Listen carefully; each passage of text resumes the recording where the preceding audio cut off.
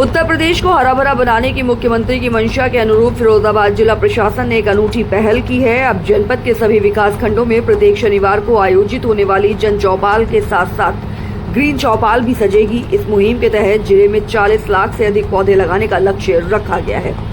जिला अधिकारी फिरोजाबाद ने बताया कि इसका मुख्य उद्देश्य ग्रामीणों को पर्यावरण, क्लाइमेट चेंज और हीट वेव के प्रति जागरूक करना है। गाँव में अमृत सरोवरों और सड़कों के किनारे थीम आधारित पौधारोपण होगा। प्रशासन इन पौधों को ग्राम पंचायतों की IOSR से जोड़ रहा है ताकि ये भविष्य में एक संपत्ति बने और लोग खुद इनकी सुरक्षा करें।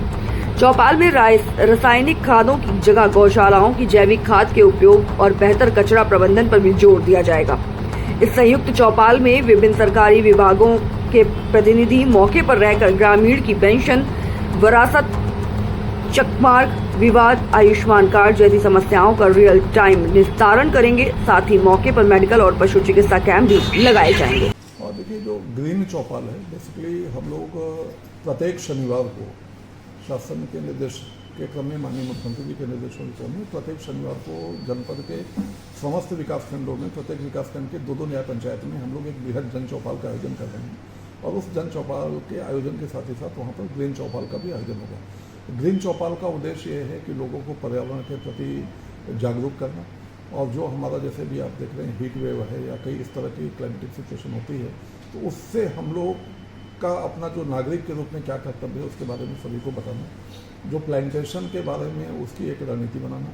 जो गांव में वृक्षारोपण की कार्य योजना है उसको तैयार करना, और लोगों को किस प्रजाति के कौन से वृक्ष चाहिए, किस स्कीम पर लोग उस ग्राम पंचायत में कार्य करना चाह रहे हैं, उसके अनुरूप उनको वृक्षों को मुहैया कराना। तो इस तरह से ये पूर्ण रूप से जो पर्यावरण संरक्षण के साथ साथ इसका एक उद्देश्य भी है कि जो हमारी धरती माता है इसको बचाने के लिए जो अभी हम लोग केमिकल फर्टिलाइजर्स का बहुत ज़्यादा उपयोग करते हैं, तो उनका हम उपयोग कम करें और ऑर्गेनिक फर्टिलाइजर की तरफ हम लोग ज़्यादा जाएँ। जैसे हमारे जो गोवंश हैं उनके माध्यम से जो हमारी खाद तैयार हो रही है, गौशालाओं में हो रही है, तो एक ओवरऑल इन्वायरमेंट को प्रोटेक्ट करने के लिए, चाहे वो हमारा सॉयल हो, चाहे हमारे वृक्ष हों, पेड़ पौधे हों, वाटर बॉडीज हों, इन सभी को, और इसके साथ ही साथ उसमें सैनिटेशन का भी पार्ट जुड़ा हुआ है कि जो भी हमारा ग्रामीण क्षेत्र में जो स्वच्छता है उसको हम लोग सैनिटेशन को एक वेस्ट मैनेजमेंट के साथ उसको लिंक करें, और जितने भी हमारा जो भी हमारा कूड़ा जनरेट हो रहा है उन सभी का प्रबंधन करें। तो ये पूरा का पूरा ओवरऑल है ग्रीन चौपाल। और जन चौपाल में ही हम ग्रीन चौपाल भी आयोजित कर रहे हैं। जन चौपाल में हमारे जो जनपद के जितने डिपार्टमेंट हैं, हर डिपार्टमेंट के रिप्रेजेंटेटिव होंगे और रियल टाइम समस्याओं का वहाँ पे समाधान होगा,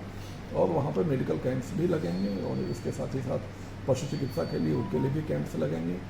वैक्सीनेशन भी होगा। आयुष्मान कार्ड से जो वंचित हैं आयुष्मान कार्ड भी बनेंगे,